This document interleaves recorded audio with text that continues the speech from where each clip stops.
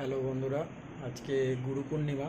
তো প্রত্যেক পূর্ণিমাতে আমাদের বাড়িতে ভোগ নিবেদন করা হয় মা মনসাকে। আজকে গুরু পূর্ণিমা, যেহেতু আমাদের গুরুদেব ভোয়া পাগলা, তো তার উদ্দেশ্য আজকে ভোগ নিবেদন করা হবে।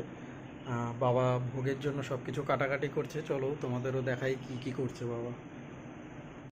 প্রতি পূর্ণিমাতে আমাদের বাড়িতে মা মনসার ভোগ রান্না হয়। প্রত্যেকবার মা রান্না করে, এবার যেহেতু মায়ের কাজে ছুটি পায়নি, তো এবার আর মা করতে পারছে না। এই যে বাবা, তাকাও একবার, এই যে বাবা কাটছে, আম কাটছে, চাটনি হবে, এরপরে সব সবজি কাটবে, ঘের তরকারি হবে, খিচুড়ি হবে, মায়ের ভোগ দেওয়া হবে, পায়েস হবে। তোমরা যারা ভোগ খেতে ইচ্ছুক তারা আমার বাড়িতে চলে এসো। এই যে ডাল ভাজা হচ্ছে, এখানে হাঁড়ি রাখা হয়েছে। এই যে আমাদের গুরুদেব ভোয়া পাগলা, আমি আর আমার মা ভোয়া পাগলা দীক্ষিত। আমার বাবার গুরুদেব এই যে, আর আমাদের বাড়ির মা এই যে। এখানে সবজি কাটা চলছে, এই যে সবজি কাটছে বাবা। আম সিদ্ধ বসিয়ে দিয়েছি চাটনির জন্য। সে দুধ বসানো হয়েছে, দুধ জাল হলে তারপরে যা যা করণীয় এখানে সেগুলো দেওয়া হবে।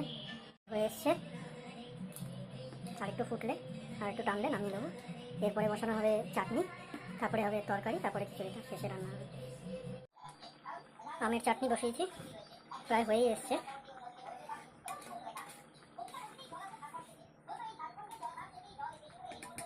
এদিকে তরকারিও বসানো হয়ে গেছে, এখন ঢেকে দেবো তরকারিটা।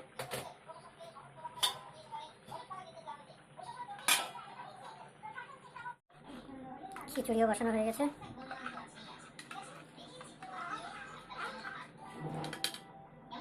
প্রায় হয়ে এসছে।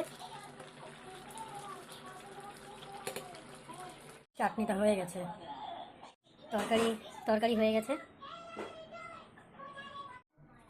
খিচুড়িও হয়ে গেছে। এবার ফল কাটা হবে, ফল কেটে তারপরে গুছিয়ে পুজোর বসা হবে। ঠাকুরের সামনে ভোগ সাজানো হয়ে গেছে, এখন বাবা প্রত্যেকটা ভোগের উপরে তুলসী পাতা দিচ্ছে। আর কিছুক্ষণের মধ্যেই পুজো শুরু হয়ে যাবে। পুজো শুরু হয়ে গেছে, বাবা পুজো শুরু করে দিয়েছে।